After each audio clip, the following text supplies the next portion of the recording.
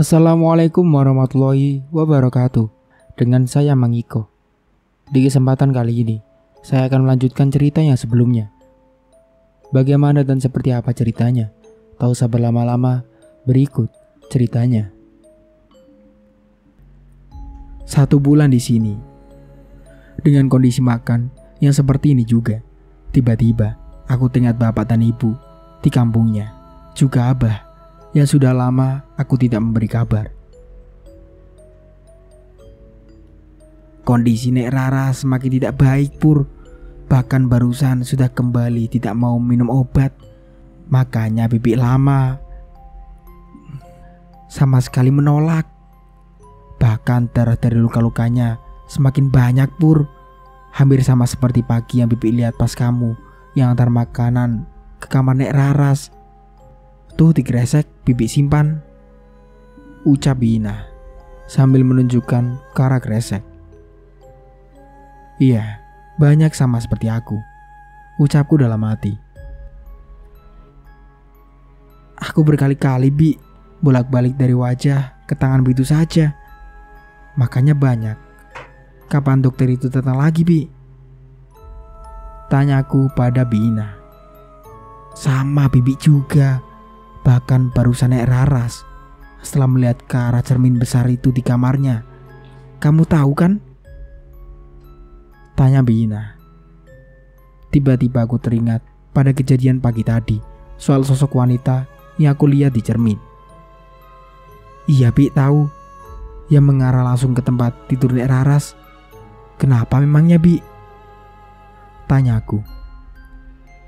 Tidak tahu kenapa. Barusan hanya menunduk dan berkali-kali menunjuk ke arah cermin itu Pur. Tapi bibi lihat tidak ada apa-apa sama sekali Pur, ucap Bina menjelaskan dengan penuh keheranan. Bagaimana bisa aku melihatnya sosok perempuan itu ketika Nek Raras sama persis dengan sebelumnya aku alami dan Bina juga alami. Kenapa kamu jadi melamun Pur? Ucap Bina sambil menepuk lenganku. Ah, enggak Bi. Iya, aku juga kepikiran dengan sakitnya. Dan sudah aku lihat langsung kondisinya Bi. Jawabku berbohong. Padahal bukan itu yang aku pikirkan. Malah sosok perempuan yang sudah beberapa kali aku lihat. Tidak lama, telepon dapur berbunyi. Dan Bina langsung berdiri dan mengangkat telepon tersebut. Hanya iya dan baik yang keluar dari mulut Bina. Kemudian tidak lama, telepon tersebut ditutup kembali. Ibu barusan Pur, katanya malam ini pulang ke rumah. Baru sebentar lagi akan berangkat dari rumah saudaranya bareng bapak, ucap Bina.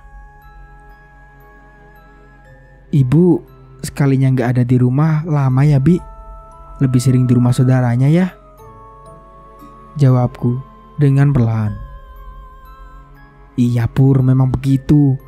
Apalagi kan Tesita memang sudah hampir 2 tahun tinggal di rumah saudara ibu. Jadi kebanyakan ibu di sana. Kasihan, sudah lama sekali. Bahkan ibu tidak pernah lagi melihat kondisinya Nek Raras. Padahal itu ibunya sendiri. Hanya dan selalu percaya sama hal medis saja Pur. Mendatangkan dokter dan lain-lain saja, ucap Bina. Bahkan aku kaget setelah sesuatu yang baru lagi aku ketahui tentang ibu yang barusan Bina ucapkan. Apalagi 2 tahun ke belakang setelah Tek Sita hampir bisa dikatakan sering melihat hal-hal yang tidak masuk akal Pur. Bahkan pernah sakit parah yang tidak masuk akal dulu. Memang Karta sendiri dulu yang merawat Tek Sita bolak-balik rumah sakit dan akhirnya dipindahkan ke rumah saudara ibu. Begitu Pur, ucap Bina. Bina benar-benar mengetahui jelas dan detail soal keluarga ini. Masuk akal, karena hampir 8 tahun lebih juga. Pasti setiap kejadian yang berkaitan dengan keluarga Pak Joni dan Ibu Skaridi benar-benar Bina menjadi saksinya dan perjalanannya. Bahkan sebelumnya, ibunya Bina sendirilah atau almarhum yang menjadi saksi dari ibu Nek Raras. benar-benar lintas, waktu yang bukan sebentar sekali. Bina menyuruh aku istirahat duluan saja, karena mungkin kondisinya Bina sudah semakin membaik, bahkan sudah istirahat lebih lama. Jadinya Bina masih sangat segar. Nanti kalau ada apa-apa, Bibi bangunkan kamu, Pur. Takutnya bapak atau ibu ada urusan sama kamu ya. Biasanya juga mobil bapak kalau bekas dipakai bapak suka dimasukkan sendiri ke dalam garasi. Maklum, Pur, mobil kesayangannya, ucap Bina. Segera aku berjalan menuju kamar. Memang setelah tidak ada lagi tugas menyetir mobil, bahkan hanya membantu Bina saja, jam tidurku belakangan ini cepat sekali mengantuk.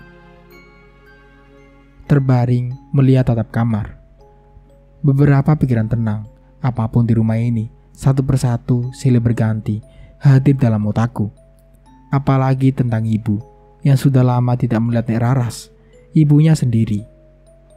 Melihat jam di dinding kamar, sudah hampir jam 10 malam. Aku coba pejamkan mata, yang memang sepertinya perlahan berdamai dengan pikiranku. Tidak seperti biasanya, dan tidak seperti awal kedatangan ke sini. Setiap hal aneh dan rasa penasaran tiba, pasti saja susah untuk terlelap. Perlahan mata semakin berat, dan aku ikuti saja untuk terpejam dengan segala keanehan keluarga ini dan rumah ini juga. Purnama, bantu-bantu barang bawaan bapak dan ibu di garasi, ucap Bina. Oh, baik Bi, ucapku. Kenapa Bina tidak bicara dengan yang lainnya juga? Aku segera ke garasi. Bapak dan ibu sedang mengangkat satu persatu barangnya di bagian belakang mobil. Biar Purnama saja Pak, Bu, yang angkatin, ucapku. Tidak ada jawaban sama sekali. Bahkan muka-muka mereka terlihat sangat kelelahan, terkesan pucat. Herannya, bapak yang biasanya selalu menyapaku hanya melihat dengan tatapan kelopak mata yang sudah sayu. Begitu juga dengan ibu, sama halnya dengan bapak. Tiba-tiba keluarlah wanita dari pintu kedua mobil, dari samping. Mematung hanya melihatku. Wajahnya sangat benar-benar cantik, apalagi bagian rambutnya yang sangat indah. Benar-benar wanita yang pertama kali pernah aku lihat dengan kecantikan seperti ini. Rambutnya panjang, lurus dan indah, dan bagian-bagian dari badannya sangat-sangat membuat aku hanya bisa menelan ludahku saja. Saudaranya ibu atau saudaranya bapak mungkin, ucapku dalam hati. Bapak dan ibu berjalan pelan. Dari jalannya bapak, tidak seperti biasanya, pelan sekali. Benar-benar gambaran orang yang sangat lelah dan sudah sangat capek sekali. Kemudian perempuan yang masih saja menatapku hanya tersenyum dengan manis. Ketika aku melihat wajahnya sama dengan bapak dan ibu, keindahan matanya baru aku sadari sangat sayu dan jauh lebih pucat, sangat pucat. Aku hanya membalasnya kemudian dengan senyum kembali.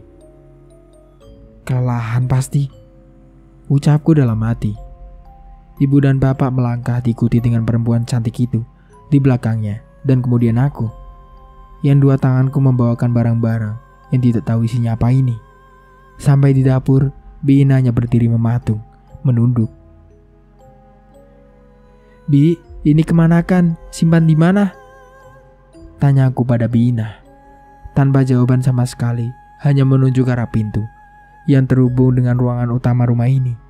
Tidak lagi aku bertanya, aku menuruti saja. Walau banyak keanehan dari sikap yang tidak biasanya dari Bina. Tidak lama, ibu dan bapak hanya duduk di kursi yang berhadapan dengan televisi yang besar itu. Sama dengan perempuan cantik itu, duduk juga di sebelah bapak. Bertiga dengan wajah yang tertunduk semuanya. Bahkan aku tidak mengerti kenapa ini. Maaf Pak, Bu, ini barangnya disimpan di mana? Tanyaku. Bapak dan ibu juga perempuan itu tidak menjawab sama sekali. Aku masih saja berdiri mematung dengan masih bingung juga. Ibu, Bapak, maaf, ini barang bawaannya Purnama simpan di mana ya? Ucapku kedua kalinya bertanya, dengan gemetaran karena takut sekali dengan tatapan daripada Ibu Sekar. Tanpa omongan sama sekali dari ibu, ibu hanya menunjuk bagian guci yang besar itu. Segera aku melangkah membelakangi mereka bertiga dan menyimpan barang bawaan bapak dan ibu. Ada yang bisa Purnama bantu lagi, Bu? Ucapku semakin ketakutan karena melihat wajah-wajah mereka yang sedang duduk semakin pucat, apalagi tatapan kosong dengan kepala tegak tanpa bergerak sedikit pun dari mereka. Bahkan posisi duduknya sama. Tanpa jawaban sama sekali pertanyaanku. Kemudian aku izin untuk pamit. Purnama izin pamit ke belakang, Bu. Ucapku kemudian berjalan kembali ke dapur dari arah dapur. Dengan pintu yang terbuka, aku duduk di meja makan. Dengan Bi Inah yang juga duduk di meja yang sama. Bi Inah yang tertunduk. Kenapa ya, Bi? Ibu bapak begitu. Dan Bibi tahu siapa perempuan itu? Tanyaku. Beberapa menit aku menunggu Bi Inah bicara. Sama sekali Bi Inah tidak menjawab apa yang aku katakan sebelumnya.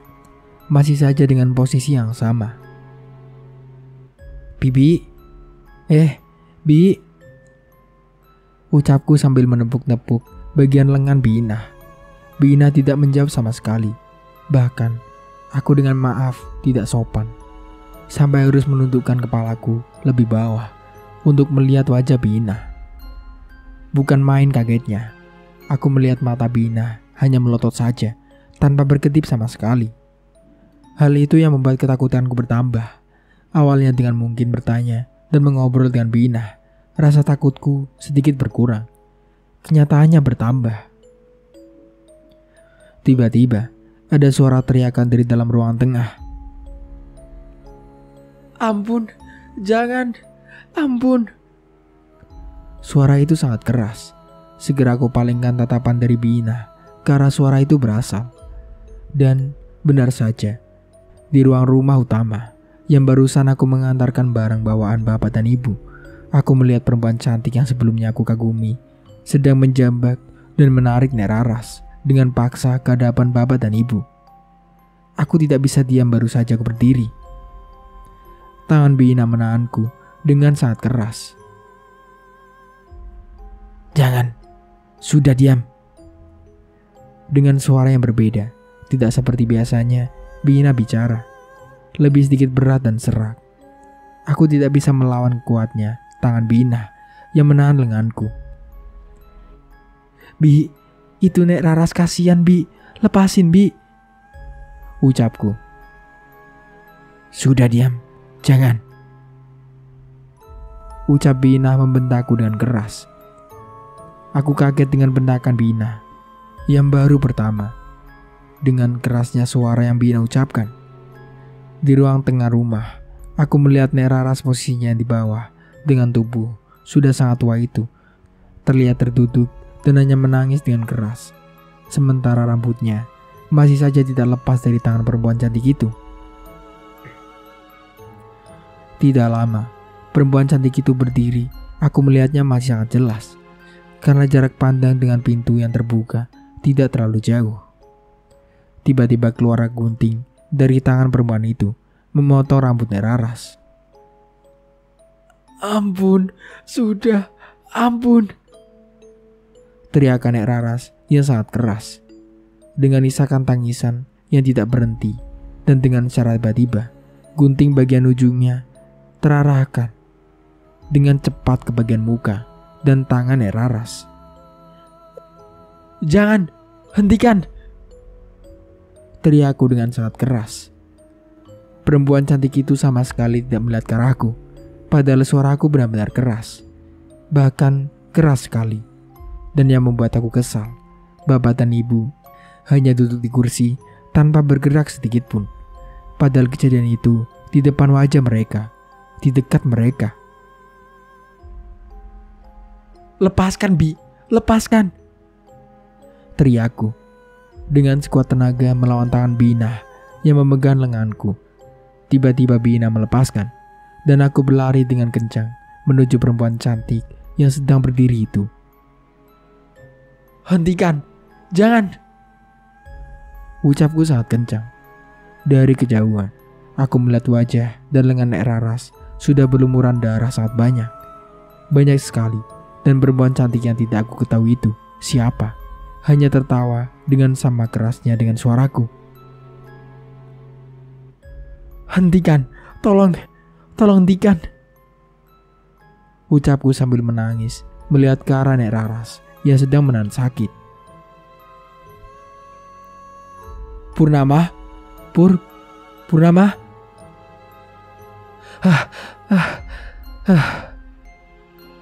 ucapku sambil melihat ke atap kamarku. Ini Bapak. Istighfar Pur. Ini Bapak Pur," ucap Pak Joni. Segera aku melihat ke arah Bapak dengan nafas yang masih tidak tenang. Aku melihat juga sudah ada Ibu dan Bina. "Tarik nafas dulu Pur, pelan-pelan," ucap Ibu dan Bina memberikan aku air putih. "Kamu kenapa? Mimpi apa kamu?" sambil teriak begitu kencang. Sampai Bapak dan Ibu sedang duduk di ruang tengah juga terdengar kencang sekali, ucap Pak Joni. Aku masih terdiam dan tidak percaya dengan apa yang sudah aku alami barusan. Masih mencoba menenangkan diriku. Bina kembali memberikan aku minum.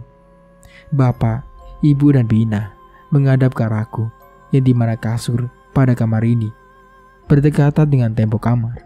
Di lawan arahnya adalah pintu. Baru saja aku melihat ke arah pintu yang terbuka di antara celah antara berdirinya Bapak dan Ibu. Aku melihat perempuan cantik yang sebelumnya masih aku ingat. Dalam mimpi itu sosoknya. Tatapanku langsung buang ke arah tembok kamar. Otomatis Bapak, Ibu dan Bina melihat ke arah pintu karena melihat gelagat aneh daripada tatapanku. "Siapa Pur? Kamu lihat siapa? Sepertinya ketakutan begitu," tanya Pak Joni. "Tidak Pak," ucapku dengan gemetaran dan wajah penuh dengan keringat. "Ya sudah Inah, kamu temani dulu Purnama.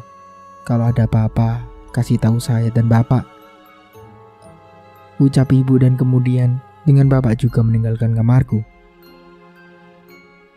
Tidak tahu kenapa, wajah perempuan cantik itu masih saja terbayang dalam pikiranku saat ini. Bina berdiri dan memberikan baju salin untukku. "Ganti dulu bajunya Pur, biar enak lagi tidurnya. Banyak sekali keringat kamu Pur," ucap Bina. Segera aku bangun dan duduk di atas kasurku. Benar saja, bahkan badan aku sebelumnya belum pernah mengeluarkan keringat sebanyak ini. Ini benar-benar basah semua badanku. Terlihat jelas dari baju yang baru saja aku lepaskan.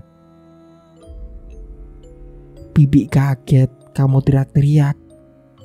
Jangan, ampun, hentikan. Takutnya kenapa-kenapa. Apalagi suara kamu sangat keras Pur." Sampai Bapak dan Ibu juga langsung ke dapur dan bertanya kepada Bibi. Awalnya Bibi juga ketiduran Pur, nunggu Bapak dan Ibu sampai baru jam 1 dini hari barusan. Tidak lama, Bibi baru saja mau ke kamar, kamu sudah begitu, dan Bibi membangunkan, tidak bangun-bangun, ucap Bina sambil meneteskan air matanya. "Bibi kenapa menangis?" tanyaku tidak enak. "Bibi takut apa yang sebelumnya almarhum Ibu Bibi berpesan ternyata benar Pur," ucap Bina sambil saja air matanya menetes pelan. Belum saja aku selesai dengan pikiran tentang kenapa mimpi itu, Bina kembali seperti ini. Ada hal yang bakalan aku ketahui kembali. Almarhum pernah bilang, dulu pernah bekerja dengan tukang masak yang sangat cantik, telaten, tapi sayang, Bibi hanya mengetahui sampai hal itu saja Pur. Lalu Ibu Bibi bilang bahwa dosa keluarga Nek Raras tidak akan berhenti, memperlakukan manusia tidak wajar, dan bakalan ada dendam yang tidak pernah berakhir karena rasa kesakitan dan penyiksaan itu Pur. Tidak tahu kenapa Bibi setelah melihat kamu dan Bibi sendiri mengalami hal aneh bertahun-tahun, bahkan menjadi saksi dengan kamu. Bagaimana Nek Rara sakit awalnya. Bibi tidak sama sekali percaya dengan perkataan ibu Bibi. Takutnya berprasangka tidak baik, Pur. Tapi kenyataannya sekarang, Bibi tidak sendirian. Bersaksi atas apa yang mungkin sudah terjadi dan ada dosa lama yang belum termaafkan. Ucap Bina menangis jadi-jadinya. Aku hanya terdiam mendengar perkataan Bina. Bahkan aku juga tidak menyangka ucapan Bina cocok sekali dan tidak sama sekali meleset dengan apa yang sudah aku dengar ceritanya dari Bapak. Dan wanita yang tidak Bina ketahui itu adalah Ayu, wanita yang Bapak pernah ucapkan berkali-kali kepada aku.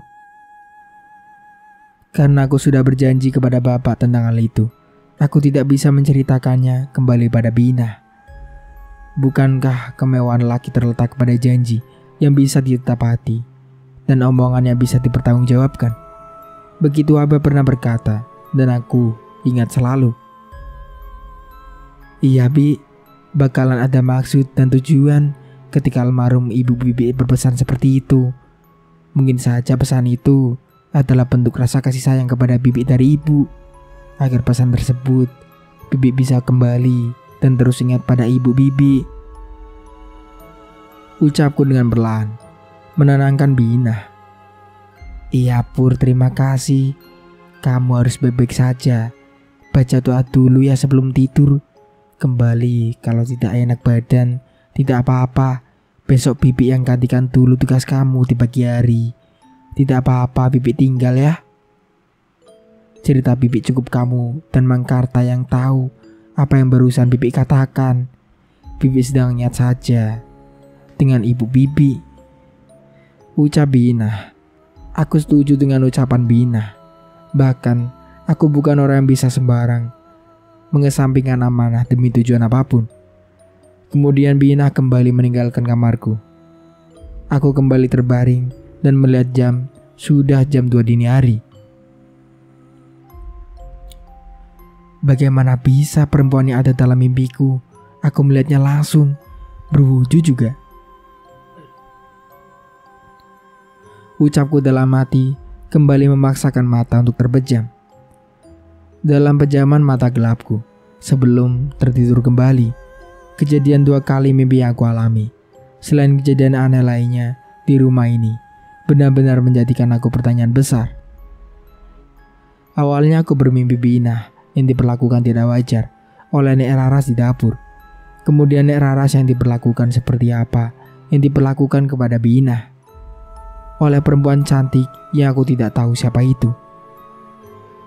Benar-benar segala kejadian yang tidak berkaitan dengan akal. Mimpi dan kekejaman juga darah sekarang silih berganti hadir. Apalagi pesan dari Ibu Bina kepada Bina tentang dendam menjadi pelengkap yang harus segera aku berdamai agar bisa beristirahat tidur dengan nyaman. Pagi hari setelah kejadian dalam mimpi itu, aku terbangun lumayan cukup siang, jam 8 pagi. Dan baru pertama kali mengalami hal ini. Untungnya aku masih baik-baik saja dan tidak ada rasa sakit sedikit pun. Dan hari ini juga, setelah melakukan tugas-tugasku, aku menerima gaji pertama dari Ibu ketika baru saja beres sholat duhur siang ini yang terbungkus dalam amplop coklat. Ketika aku buka di kamar, nominal benar-benar di luar dugaanku. 4 kali lipat dari gaji aku ketika aku kerja di Pak Mamat, juragan sembako. Cukup mengobati rasa perjuanganku saat ini. Walau tidak sebanding dengan apa saja yang sudah gue alami di sini, di rumah ini. Walau sebelumnya Ibu juga berterima kasih, aku sudah mau menggantikan Mang Karta, mengerjakan segala tugas dengan baik, sesuai apa yang dilaporkan Bina.